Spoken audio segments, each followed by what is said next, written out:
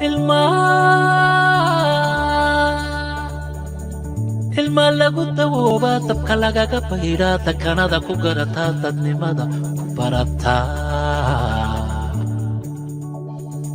dusha sare allaa jira daafaha warbayaal dadka loogu talagalay nin lahow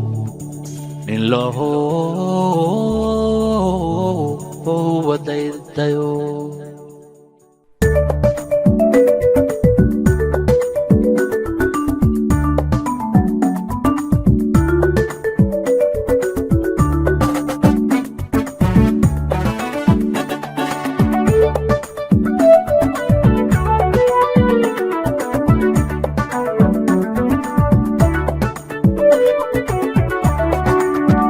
soo dhawaada kulankii la taliyaha madaxweynaha dhinaca dhaqaalaha mudane Axmed Xasan Carwo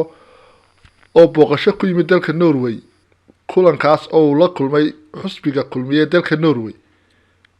taageerayaasha xusbiga kulmiye dalka Norway. sidaa iyo daawasho wanaagsan. barnaamijkan waxaa had iyo jeer soo diyaariya Maxamed Jaamac Aliif. waa barnaamijkeeni muuqaalka toddobaadka. sidaa iyo daawasho wanaagsan. idinka mahadnaqayaa sida sharafta loo soo qayb galteen la kulankan la kulmayna أحمد حسن عروة la taliyaha madaxweynaha xagga dhaqaalaha oo haddana u socda dardarinta xisbiga kulmiye iyo ka qayb galay doorashada oo arintan oo la xidhiidha xildhibaankeena hore halkan la joogay isaguna halkan la joogay maalintii dhaweyto oo ku saabsanay sidii aynu xisbigana lagu heli lahaa dhaqaale sidii magaalada loo dardarin lahaa hawshaas u gali lahayn. saa darteed waxaan leeyahay aad iyo aad baad ugu mahadsantihiin aad uga soo qayb gasheen arrintan. axmedna waxaan leeyahay ku soo dhawoweyn Oslo. aad iyo aad baan kugu soo dhaweynay magaalada Oslo maadaama dad islaam nahay. waxaan jecelahay marka hore inaan ku furano aayad quraana oo inoo akhrin doono sheekheena Sheekh Sidiiq Faarax. بسم الله الرحمن الرحيم. أعوذ بالله من الشيطان الرجيم. بسم الله الرحمن الرحيم. أفحسبت أنما خلقناكم عبثا وأنكم إلينا لا ترجعون فتعالى الله المالك الحق لا إله إلا هو رب العرش الكريم ومن يدعو مع الله إليها آخر لا برهان له به فإنما حسابهم عند ربهم إنه لا يفلح الكافرون وقل رب اغفر وارحم وأنت خير الراحمين. صدق الله العظيم. ilaahay aynu qaafaadaha quraanka inoo akhriyay Sidiiq. waxaan jecelahay hadda inaan ku soo dhaweeyo mikrofoonka gudoomiyaha dalka xisbiga kulmiye laanta Norway Maxamed. ku soo dhaweeyo Maxamed.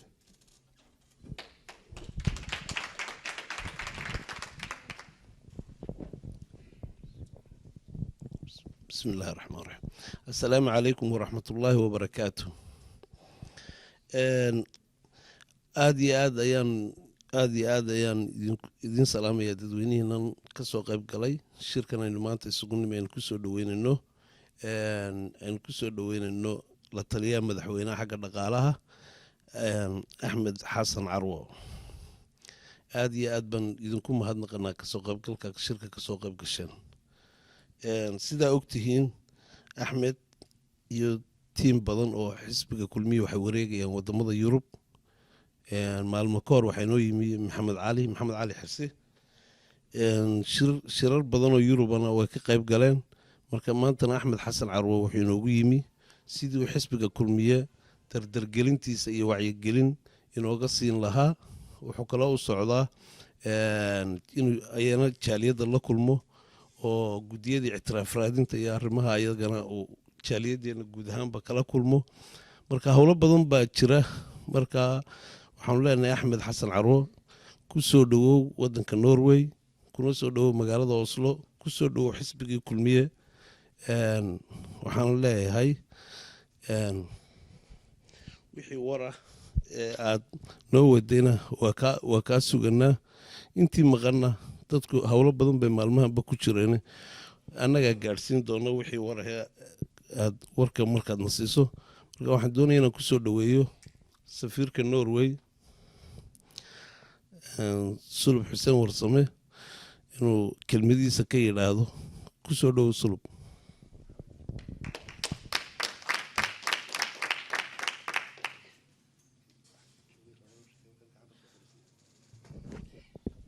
بسم الله الرحمن الرحيم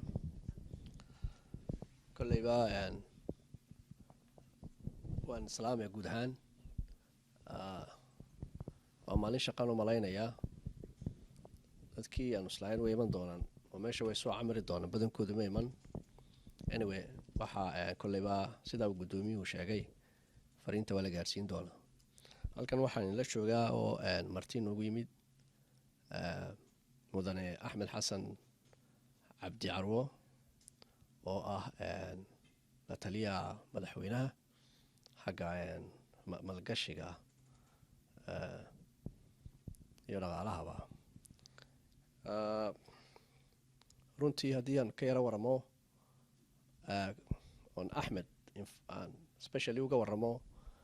halkan ilaa intii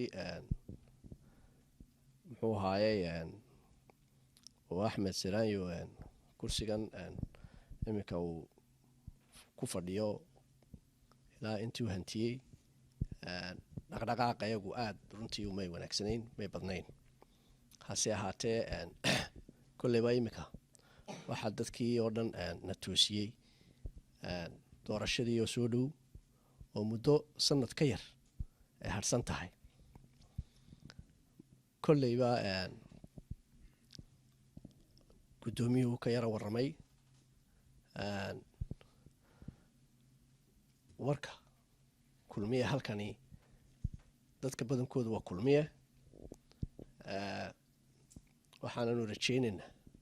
inaanu shir mid ka ballaadhan aanu insha allah qaban doono muddo aana dheerayn axmed waad og tahayoo waktigii aanu mucaaradka ahayn waxay ahayd malaha maadaamaanu mucaarad ahayn dadku aada iyo aad bay u shaqayn jireen runtii aad baan u dagaalami jirnay laakiin ilaa intii iminka aanu kursiga aanu ku fadhiisanay waxaad moodaa inaanu yaro gaabinay marka fadhi runtii inooma yaallo qolooyinka kale mucaaradkii ee u ciidanba waddani aada iyo aad bay u shaqaynayaan marka waxaan u malaynayaa in aanu si xawli ah aan u shaqayno oo aanu waxyaabaha laynooga baahan yahay muxuu ahaayey musharaxa madaxweynaha muuse biixi cabdi ee iminka sharaxan in aanu runtii la dhisno ama la toosino sidaa awgeed norway waxaa laynooga fadhiyaa howlo aada u fara badan ilaa intii la aas-aasay xisbiga kulmiye malaha meelihii ugu horreeyey markii kulmiye lagu dhawaaqay xafiiskii ugu horreeyey malaha yurub ama america lagu dhawaaqay kan uu haaban malaynaya norway 2002 ilaa intaaba dee kulmiye dadku way jireen wana joogaan sidaa awgeed waxaan kugu soo dhaweynaynaa axmed xasan in adiguna aad howlaha aada u socotay xisbiga qudheeda aad neela baraarujisid iyo waxyaabihii kale ee qabyada ee reer norway looga baahan yahay halkan imika waxaan kusoo dhaweynayaa mudane axmed xasan cabdi oo isaguna bal noo yara iftiimiya ama noo balballaariya hawsha baaxadda leh uu socdo iyo meelaha uu soo marayba axmed soo dhowo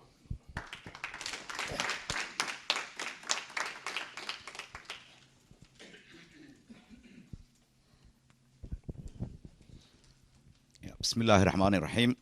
صلى الله على سيدنا محمد aada iyo aad baan idinku mahadnaqayaa fursadaan u helay in maanta idin hor imaado reer oslo waxaan u mahadnaqayaa guddoomiyaha maxamed iyo ambasador sulub iyo dhammaantiin intiina halkan joogtaba aada iyo aad baa u mahadsantiin laba arrimood baan doonaya in kala hadlo mid waxa weeye arrimaha ku saabsan xaggan maalgashiga iyo fursadda ay helisaan haddaad tihiin qurba joog dalkeenna waxyaabo badan uu hodan ku yahay oo aan la taaban oo ay ugu horeyso xeebta dheer oo 800 oo kiiloomitir weeye xeebteenu 870 oo noqonaya ilaa 900 kilomitir oo xeeb ah haddana maaragtay waxaynu ka faa'iidno waxa lagu qiyaasaa wixii laga soo saaro macagaaladu waxay qaadataa 200 kun oo tan waxaana la yiraahdaa wax laga heli karaa ilaa dhowr milyan oo tan baa laga soo saari karaa sanadkii waxa kale jira aynu xoolaha aynu leenahay waxa lagu qiyaasay 10 milyan inay yihiin ido 8 milyan ay riyihiin geelena waxa lagu qiyaasaa 2 milyan iyo nus milyan lo-ah xoolaha intaa leeg sidaynu uga faa'iidnaa waad ogtahay inoo waddanka ay joogtaan waa aragteen waxa cheese iyo subag iyo magaranaysa waxyaabaha laga sameeyo waxaasoo dhan inagu ma hayno haddii xoolahayna la qiyaaso tiradii leegiin iyo inta laga samayn karo cheese iyo inta cheese loo dhoofiyo wadamadan carabta ee Yurub laga qaado waxaad arkaysaa meesha khasaaraha weyn ee inaga aynu ku jirro waxa la qiyaasay xoolahayna kaliya haddaynu hagaajino in dadkeenu noloshoodu ay isbedelayso hadiya jeer waxay dadkeena lagu madadaaliyeen ku mashquulaa batroolkuna ilaa imaka waxa uu yahay wax qiimihiisu waa adduunka hoos u dhacayo oo kharashka la gelinayo wax aanu inta badan ba soo baxayn oo marka shirkadihii wax batroolka soo saariyay dhamaantood sheeriskoodii qiimahooda hoos buu u dhacay laakiin waxaanu haysanaa tagu qaalisan ee ah taa xoolaha iyo fursadda beeraha cuntada la cunayo bini'aadamku kor bay u kacdaa bini'aadamku uu kordhiyaa cuntaduna way yaraanaysaa waxaan ugu faraha badan ee dagaaladan jira adduunka ee carab la lahayd meel walba leh waxay tahay baahida loo qabo raashinka iyo dadkii oo arkay inay resource-kii raashinku ahay dhamaanayaan inaga soo ilaa imaka culays ma saaro nimcada ilaahay inay siiyay culays ma saaro si loo horumarin lahaa waa waxyaabaha qolooyinkan imaka dekada berbera waa maqasheen sida loo raadinayo sababta loo raadinayo waa laba waxa weeye meeshaasi mandaqada ay ku taalo oo koonfurta Suudaan iyo Ethiopia oo laba dal waaweyn oo labaduba aan lahayn wax dekada iyo wax bada sidii dadkoodana uu farabatay inay u helaan fursad ayna dal kaliya ku tiirsan ee isticmaalaan dhowr dekadood iyo dhowr wadan waayo gobolka marka dadkii bataanba Djibouti ma qaadi karto wax cadaawado Djibouti inaga dhexeeyana ma jirto labadeedu waxay ku qanacsanahay inayna Djibouti ku filaan karin kaligeed baahida ay u qabaan kuwaasi inaguna inaan ku filaanay labadeenuba ay ka faa'iideysan karo taa waxa raacda markay dekada la developgareeyo in xoolo la helo marka had iyo jeer way isku xidhan yihiin dalalka carabta aan dhowr mashruuc labada mashruuc inuu yahay carabta soo doontay waa imaaraadka iyo Saudi Arabia labaduba waxa la socda mashruuca xoolaha oo Saudi Arabia waxay og yihiin xoolaha maanta ay cunaan halkay ka timaadeen inay tahay inaga dalkeena Somaliland waxay markaa had iyo jeer ay jeclaayeen imakana ayna walina ka hadhin in ay iyagu xoolaha hore u mariyaan oo aan suuqa xoolaha laga qaadin dadkina waa duudu way la baxeen waxay keen baahida ay u qabaan waxaan garanayaa wafti Sacuudi oo qaarkood aanu sheekaysanay waxay sidee aaminsan yihiin waxay leeyihiin xoolahan anaga aba leh idinka anaga idinka intifaacsi badan marka anaga jecelina xoolihiinu ay bataan oo kordhaa way nolosheedii baa ku xidhan yani markay dadku u fakirayaan inaad wax la qaybsan karto adiguna aad hesho fursad aad hesho dhulkii aad ku siin karto oo wixii aynu wada leenahay xoolaha waxaynu u dhaqanaa inaynu cuno hilibkeeda iyo inaynu intifaacsano intiiba iyaguna ka helayaan waliba intii badan iyaga ka helaya marka waxay leeyahay xoolahan kaligiin ma lehidin waa idila leenahay ee fursadna si aanu ku korino iyo dhul aynu ku dhaqno ya marka dadkii adduunyada sidii hore ma aha ahayd maxay iga galeen Soomaaliya haduu wax iga iibin waayo meel kale waan ka iibsanay baahidaasoo dadkii wada ilbaxay ayaa la doonaya sidii wax loo wada qabsan lahaa ama Sacuudi ha noqoto ama Imaaraadka ha noqoto baahidaasi way ka dheregsan yihiin in ayna ka maarmin mandaqadan arrimaha kale siyaasiga iyada dhalaysa ninku markuu malaayiin dalkiisa gashado uu ku maal gashado isagay qasab ku tahay inuu siyaasiyana kula saaxiibo marka waxa way tan aynu horreysiinayno inagu waxaynu horreysinaa ictiraafka adduunyada ictiraafka lama horreysiyo waxa la horreysiyaa maslaxadda marka maslaxaddaada iibiso ninku markuu dukaan ka furto xaafadaada amaankana uu kula ilaalinayaa tanna uu kula yeelanayaa laakiin haddaanu kulaba aqoonin ictiraafun haddaad tiraahid marka waxa weeye hadii jeer ictiraafku inuu ku xidhnaado dan aad ka iibinayso oo leedahay war maslaxadaasaynu wada leenahay halka laga galaa ee ugu wanaagsan ee dalalka loo sheegana waa halkan marka la joogo Yurub waxyaabaha inuu iibino waxa kamid ah nabadgelyo يا قاعدة كبقيسة شباب بات كبقيسة تهريبات كبقيسة وحاصل دمي اعتراف لانتا سو بيوتاي marka qolo walba maslaxadooda wayna tustaan oo u sheegtaan ka halka joogay carabkana waxa weeye dhaqaalahaas uu rabaa dhaqaalaha ku soo jiido dhaqaalaha markuu dhismo ee isku xidhantaan ee wada yeelataan ee shirkadda wada maamulaysa berbera wada yeelataan اعترافkiisa qasab uu imanaya isaga dantiisa ilaashanayo arrimaha noocaasa had iyo jeer dadkeenu si yar oo fudud ayay uga doodaan oo ama qof lagu eedeynayo ama cid kale oo la oranayo way dilaashay yani wax meel hoose ayaa laga eegaa laakiin markaad meel sare fog ka eegto mucaariya muxaafidba waa wax u dana shacabka oo dhan waa wax u dana waa wax dhammaanteen inoo dana oo ah war dadka nolosha bini'aadamka aanu la joogno waynu ogno noloshu unbaa qofka kor loo qoodaa standard of livingkiisu qofku inuu kor u kaco noloshu ku nool yahay noloshiisa waxbarasho noloshiisa guri noloshiisa maxaan ku lahaa dhaqaale waxaasoo dawladuhu ka shaqeeyaan taasi mucaaridka iyo muxaafidku waxay ku tartamaan siyaasad ah ana dhaqaalaha halka saasaan u qabanayaa ama midkaa waad ku qaldan tahay midkaa ka wanaagsan baan keenayaa siyaasadtaa ka duwan baan keenayaa laakiin horumarka la iskagama hor yimaado ee sida loo qabanayo horumarka ayuu nimo meel soo dhigaa dadkuna way kala doortaan marka waxa weeye arrimahaas oo kale in meelo yar oo hoose laga eega maaha waa in xagga sare ee bulshada waxay tarayso aynu ka eegno arrimaha marka aan maanta dawladda Somaliland ay doonayso inay mar labaad ay fursad u heleen haddaynu xisbi ahaan u soo daadegno waxa weeye markaynu inagoo xisbiga isla garanno marka qofku ku qanaco inuu intaa yahay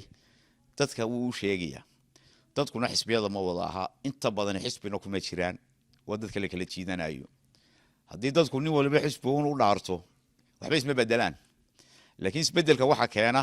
dadka intiisa badani marba doorashadu markay soo dhawaato bay programka loo sheegay ku qancaan markaasay u foodaan xisbiga marka dadka bulshada fara badan baa la idinka doonaya haddii aad tihiin reer kulmiye sidee uga dhaadhicin lahaydeen guulaha aynu gaadhnay idinkoo dhulka isu dhigaya idinkoo dhaliisha idinkoo ogol in laydin cambaareeyo waayo dawlad baa iyo kursiga leh intaa marka ogolaataan waxay helaysaan dadka faraha badan leh ee bulshada ah ee wanaaga arkaysa ee xisbiyada la kala jiidanayo dawladnimadooda ku nicmaayaan wixii ra'yiyeed ka iibiso way soo taagayaan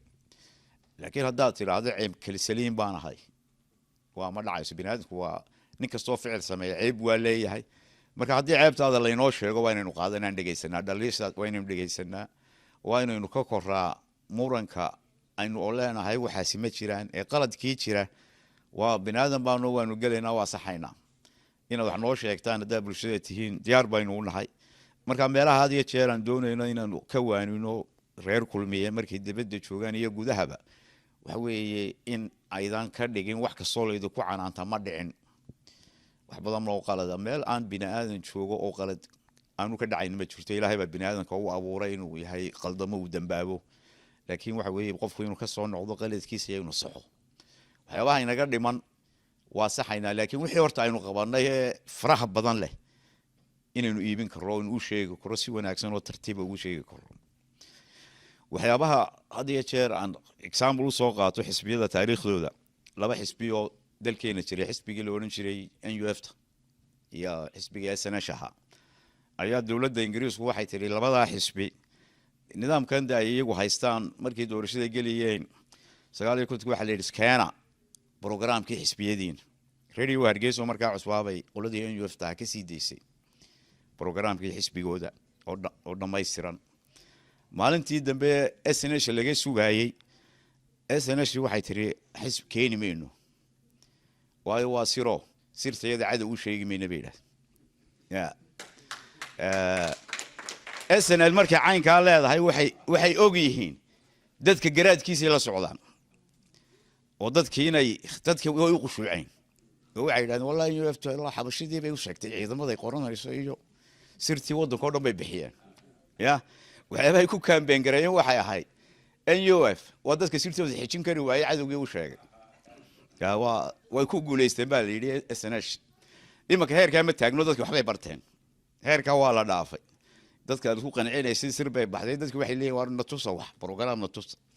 marka maanta waa programkii waa la wadaa xisbiga kulmiye guddi loo saaray oo kamid baan ahaa waxa lagu sameeyay imanka reviewgii ugu dambeeyay ayaa lagu sameynayaa ilaa bisha waxaa la isku hayaa rabadaan horteed miyaynu launch kareen mise rabadaan dabadeed laakiin wuu iska dhan yahay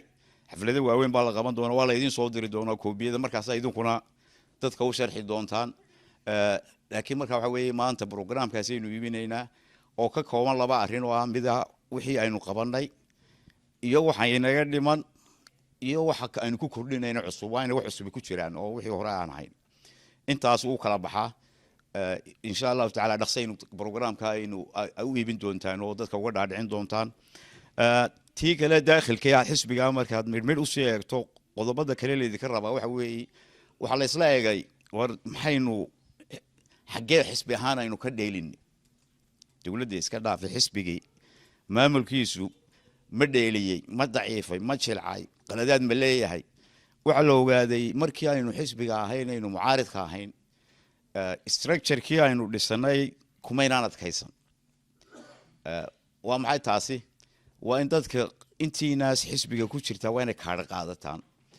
waa in magaciinu yaala xarunta Hargeysa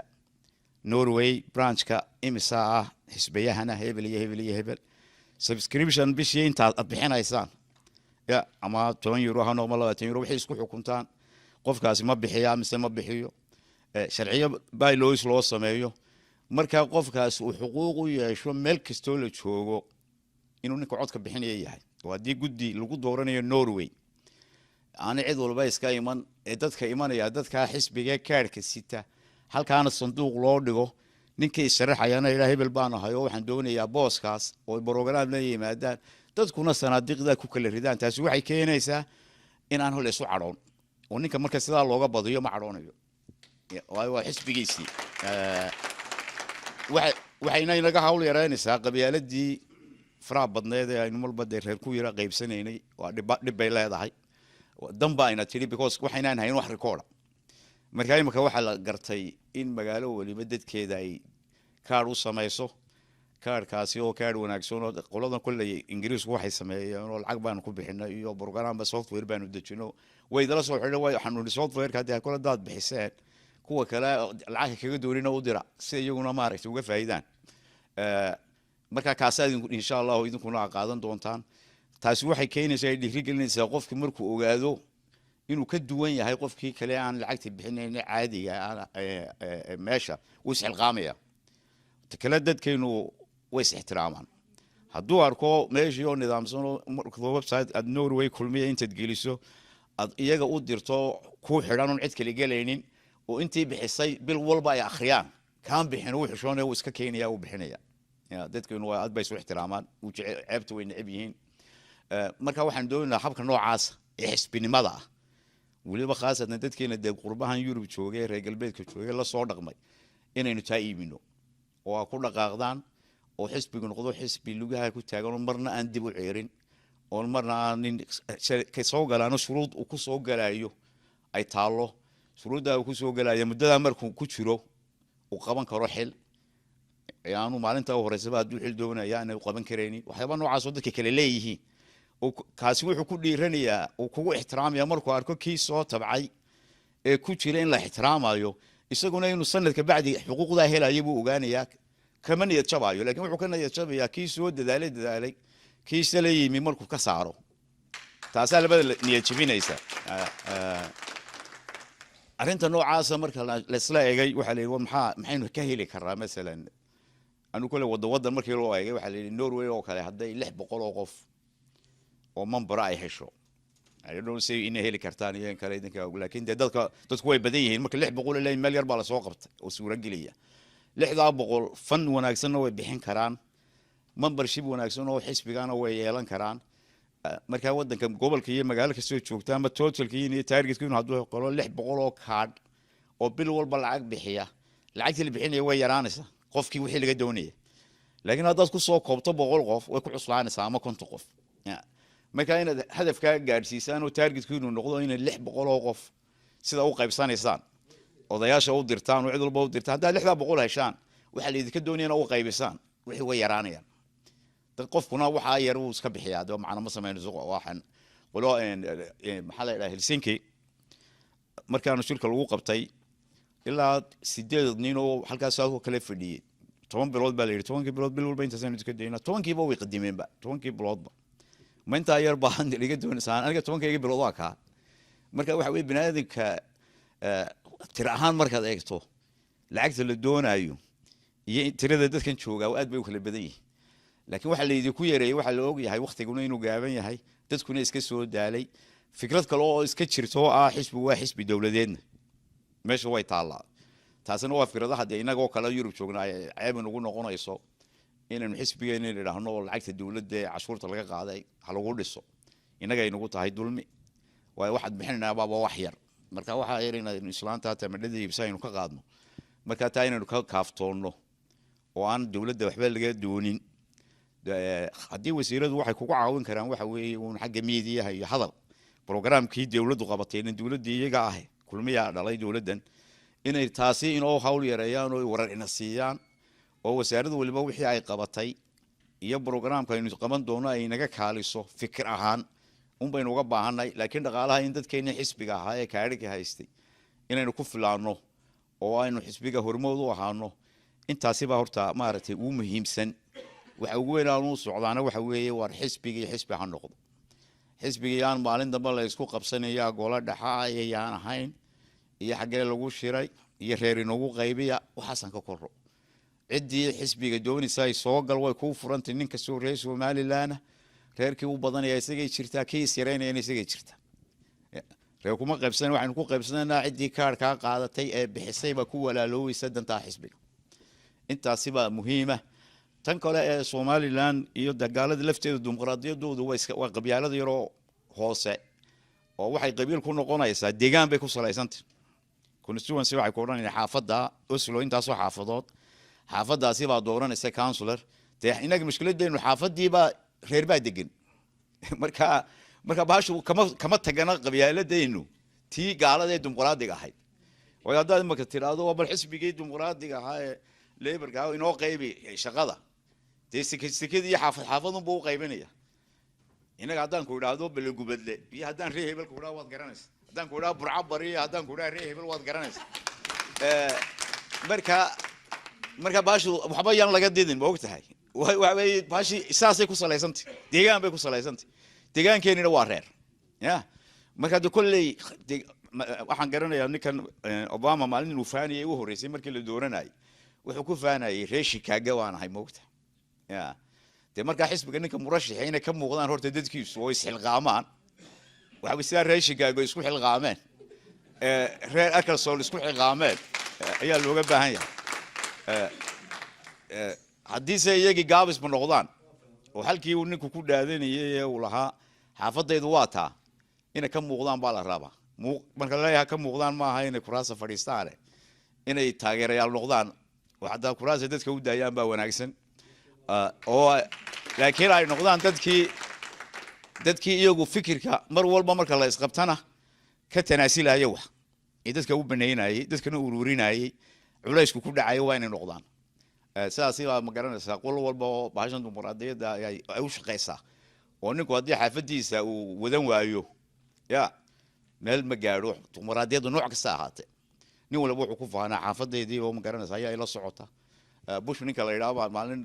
wuxuu faanayay maalintii bushkii yaraa markii la dooranayay ayaa aad baan u dhegeyso markaasuu saf bay saasay u fadhiyeen marka laynkaa waxaa fadhiyey ilmaadiradii laynka ku xigana ilmaadirihiisii labaad baa fadhiyey ka saddexaadna kuwii saddexaad baa fadhiyey markaasuu wuxuu yidhi inta halkaa fadhido dhan waa my first cousins kuwa ku xigana waa kuwii labaad kuwaasna waa kuwii saddexaad istaagan ma garanaysa waayo waxay gaala muxuu ku qancinayaa waxay odhanayaan haddii walaalkaa iyo in adeerkaaba kula soconaad qancin weyday ma bulsho weyntaad qancinaysa waa wax jira ma garanaysa marka haddaba colka maanta xilku saaran yahay ee laga doonayaa inay noqdaan dadka hormoodka u ah waxa way si xisbigeenu u guuleysto waa cidda xaafadda ninka murashaxa iyo murashaxigeenka inay ka muuqdaan oo ay shacabka badiyaan oo mashxarada badiyaan oo shirarka badiyaan oo dadka ay ku soo dhaweeyaan cumaamadana ay dadka kala siiyaan ba ayaa wanaagsan inta aynu doonaynaa in gaarsiiyo horta waa intaa weeye wixii su'aal ay haysaana nooc kasta ahaatee aniga diyaar baanu haynay weydiisaan aad iyo aad baa u mahadsantihiin والسلام عليكم ورحمة الله وبركاته.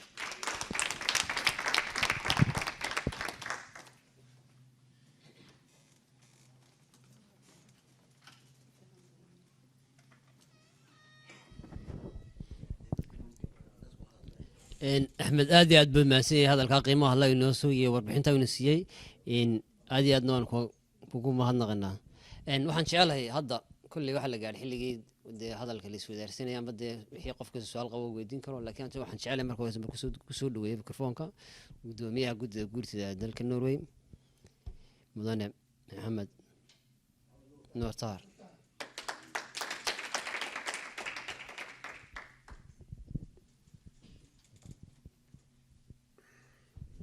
بسم الله الرحمن الرحيم. أحمد حسن عرو وأدبر أمها سنتي خطبة هذه القيمة هي قاية لهاي وأن كوسو لوين دلك النرويج رنتي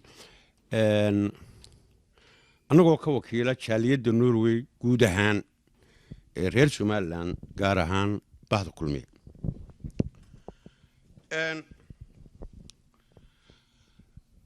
أحمد هذا العلميسن عقل بدني كله هي أيو إنه شديد ماله بدن بو إنك هو قطعي هذا إنه ولي برهير كل ميلنا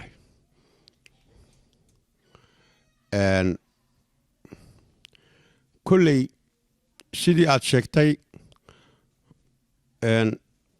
دجال بدن بعد سوق شادو ده كل تاريخ هذا نقول هيا كل غير شمالان انت بعدي اما فاملي البحنمه حق البحنمه واحد انا ugu horeeyeen waad ka dhalatay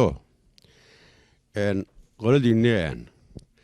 bahasha inta yar nooga dhiibo weeyday ilbaxnimada naga yar baqayshan de family baad ka dhalatay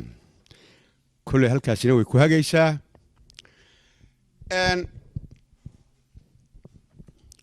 waxa weeye halkii buusha aad ku mahmaaday qolada Norway markaan joogno jaamac Ali baan ugu mahmaayaane jaamacu mahmaada Norway safka hore safka dambe safka dhexe jaamacu arrinka barkaan anigu dee taaganahay adaa bagaranaysa anigu safka afraad baan noqonay ka shanaad ka lixaad markaynu haddii ilaahay idbo waanu ka baxaynaa axmedow haddaanu reer Norway nahay kulmiye haddaanu nahay hawsha noo taalla waa dagaal aan ku soo jiray muddo dheer waynu isdhigannay laakiin muddo yar ayaa waanu naqaanaa halkaanu ka abaabuliyay halkaanu kaga dhufanno waanu naqaan waa mid noo taal waa mid aan waqti aan annaga nagu dheerayn runtii waaba nagu badayay 10 bilood runtii annaga waxay la tahay ilaahay idankii inaanu isla imakaba diyaar u nahay iyada oo aanu is abaabuli doono haddii aanu hoggaanka xusbiga odayaashiisa waxgaradkiisa bahda haweenka oo ah laf dhabarta xusbiga safiirka oo noo ah hoggaanka dalka Norway dee guud ahaan Somaliland laakiin markay aynu hoos u daadegno xusbiga ah hoggaankayaga warwar ma qabno horta fariinta waad naga gaarsiinaysaa haddaan Norway nahay warwar ma qabno waxaad nagaga gaarsiinaysaa hoggaankii xusbiga inaanu diyaar nahay is abaabuli doono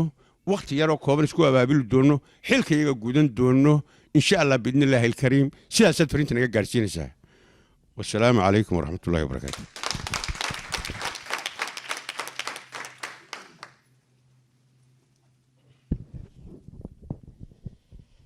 maxamed aad iyo aad buu mahadsan yahay haddana waxaan jecelahay bal inaanu kusoo dhaweeyo mustabiidka xisbiga kulmiye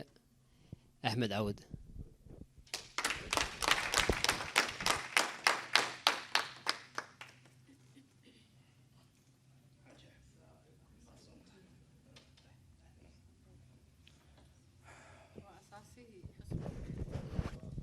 mid bay igu haysata asalaamu calaykum waraxmatullahi wabarakaatu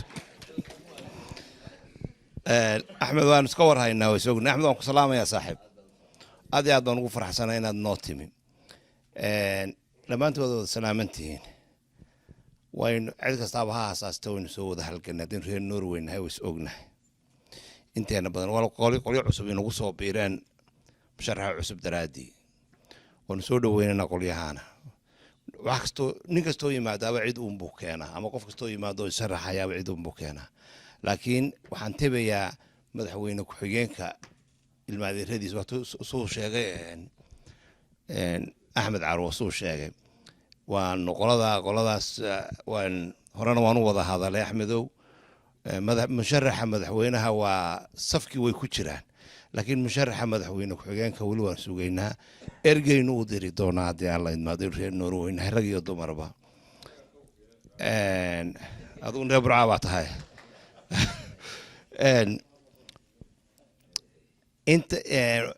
intaa uu axmed idin yidhi waa intaan wiiggii hore halkan idin toddobaadkii hore mise toddobaadkan bayba ahayd toddobaadka intaan halkan aan taaganay intaan idinka lahaa ismaanunoo waraysan axmed halkan baa isugu kaaya horreysay xitaa telefoonku maanu wada hadal xalli baanu telefoonku wada hadal markuu yimi laakiin ismaanu waraysan intaa aad tidhi baan axmed u idhi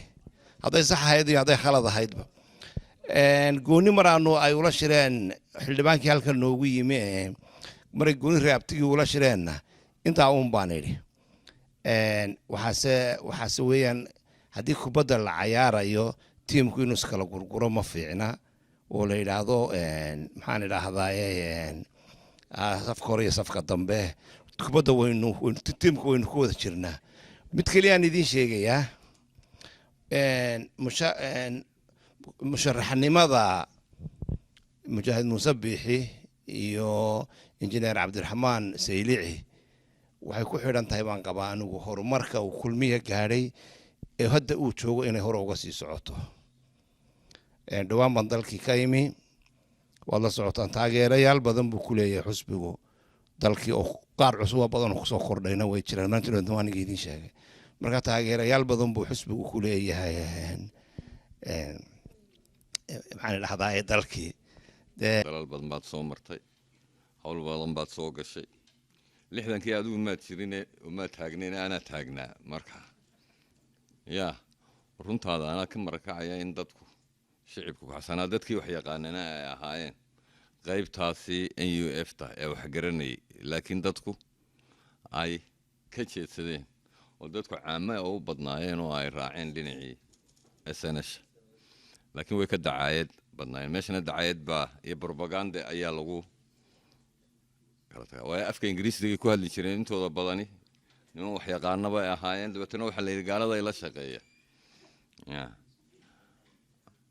Michael Walker Stan Ahmed baa musline maqlaya wadani ayaa ahayd Soomaa marka Ahmedo aad baad mahadsantahay Ahmed mar dee waan ka weynahay Ahmed runtii sidaan sheegay afka iga xaday laakiin macalinkiisana waan haban oranayaa mar waan ku faraxsanahay inaad maanta la taliyihii madaxweynihii Somaliland aad tahay aan ku rajaynayaa insha Allah future brighter in meel kasta sareysa aad qabato halgankeedana waad leedahay aad baan u dadaashay in Ilaahay ku fududeeyo hawsha aad u socoteed u soo maraysa halkan aan kugu ducaynaa in waxaan oranayaa Tahriya Ahmed in badan baynu dhiirigeliyeen yaa wanigi kaaga sheekeynaya Ahmed iyo Taaro aan lahaa 7 jira iyo 7 iyo 7 iyo 7 iyo wadaadkii sheegay soo garanaysa kolley 7 hurdada isku raacday noqon mayna barkaayo way toosi doonaan waana mahadsantii waxaan jecelahay inaan ku soo dhaweeyo xagga bal safka hore Marian soo dhaw gudoomiyaha garabka haweenka laanta Norway assalaamu calaykum waraxmatullaahi wabarakaatu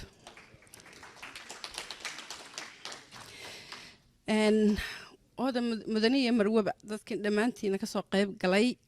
waqtiga yara ee kooban ee degdega haddana sidaa quruxda badan ee sharafta badan uga soo qayb galay aad iyo aad baanu idinku mahadnaqaynaa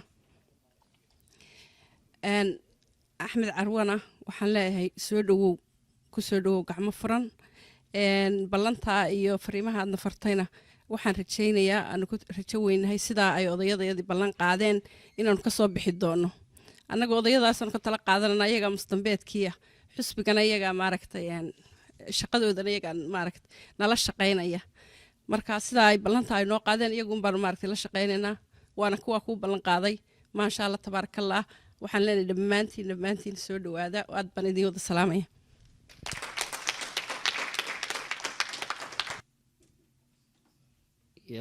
waxaan jeclaan kusoo dhaweeyey maxamed cige cute oo isaguna xagga dama fadhiya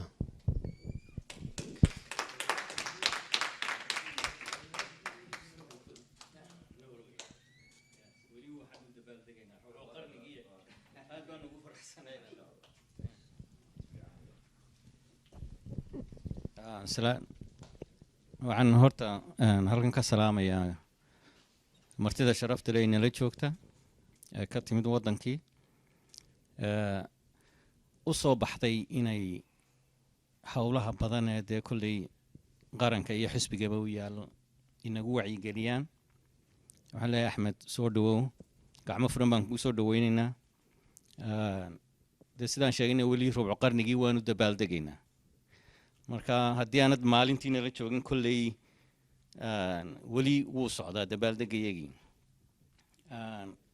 doorta anugu wax kale odhan maayo oo wixii xusbiga ku saabsan waa la yidhi waxaana looga baahan yahay dee wixii moral iyo material support ba inaanu ka qayb qaadano waxa aan jecelahuun inaan hambalyo aan ku hambalyeynayno ilaha dhaqaale ee dowladda somalilan ay la saxeexatay waddanka imaaraadka carabta inaan taageero weyn u muujinayno waxaan leeyahay waa waqtigii habboonaa ee la samayn lahaa ilo dhaqaale oo lagaga maarmo baahida dibadda iyo dadka iyagan dibadda jooga ee dee iminka sii gaboobaya hadhow kolley dhaqaalahaanu waddanka iminka ku shubaynaa oo istaagi doono marka taasoo keliya maahe in sibidhka la maalgeliyo in kalluunka la maalgeliyo in beeraha la maalgeliyo oo xoolaha la maalgeliyo oo waddankeenu noqdo waddan ila dhaqaalo isagu isku filan boqolkiiba boqol baynu maanta cuntada dibadda ka soo dejisanaa dollar bay u baahan tahay dee dollarkaasi anu waxaan garanayaa waddanka oo aan qof 1970yadii iyo haddaad weydiiso qofku dollarka siduu og yahay aanu kuu sheegi karayn maantana ilmaha yaree 10 jirka ayaa inta uu kala baxo kuu wada sheegi karaya waxaan u noqday local currency jaanis wanaagsan oo wixii aynu maanta u baahanay dibadda kaga soo iibsanno oo aynu ku abuurna ilaha dhaqaale ayaynu haysanaa wadamo badan oo afrika oo inaga taajisan baa jira oo Zimbabwe ka mid tahay maanta waxa laga warramayay inay wax waliba istaageen oo shilin ay kaga soo iibsadaan dibadda oo dollar ay waayeen maxaa hadaba Somaliland ka dhigay inay dollarkii local currency ka dhigato ya waxa weeyaan waa wadaninimada inagu jirta ama aan dalxiis u tagno ama aan maal gelino waxa weeyaan waa waxa aynu inagu qabanayna aynu waddankeena inaynu hore ugu marino doonayno marka heshiiskan maanta kolley wuxuu leeyahay cadaawe fara badan rubco qarniga aynu Somaliland maanta aynu dabaaldegayno gacanna waynu isku difaacayni gacanna horumarkaynu kaga shaqaynayni waxaan leeyahay taa ha la sii adkeeyo